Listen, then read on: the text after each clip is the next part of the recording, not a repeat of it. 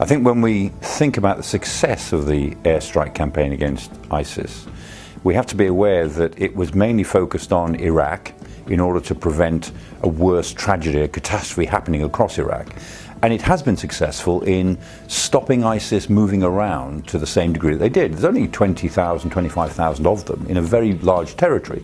So at least they've been pinned down to some degree.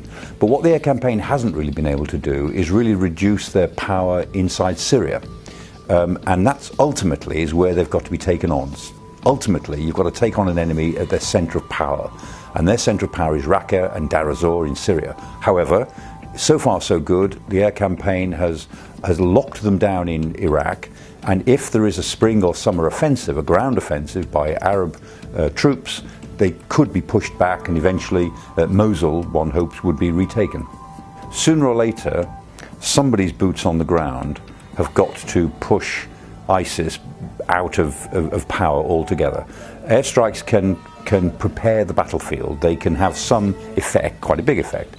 But nobody is defeated except by troops on the ground. Now, they will not be Western troops. We're a long, long way from Western boots on the ground being used. But what the West's strategy is about is training up, again, the Iraqi army, helping the Peshmerga guerrillas, who are pretty good, but they need more equipment, and the so-called moderate opposition in Syria, so that they will be the boots on the ground. The problem is, it takes a long time, and it will be some months, if not a couple of years, before a real ground offensive can wipe ISIL out as a fighting force. Some people have said that the dreadful execution of the Jordanian pilot was just an example of the barbarity of ISIS, and indeed it is barbaric. But they thought they knew what they were doing. First of all, it was a special punishment for a Sunni Arab, a pilot who had the effect of burning, they say, women and children on the ground, so they were going to burn him. It was also uniquely terrible because it was designed to deter other Arab pilots from taking part in this operation. And it was a symbolic act, a sort of purification by fire. So there was some thinking behind it.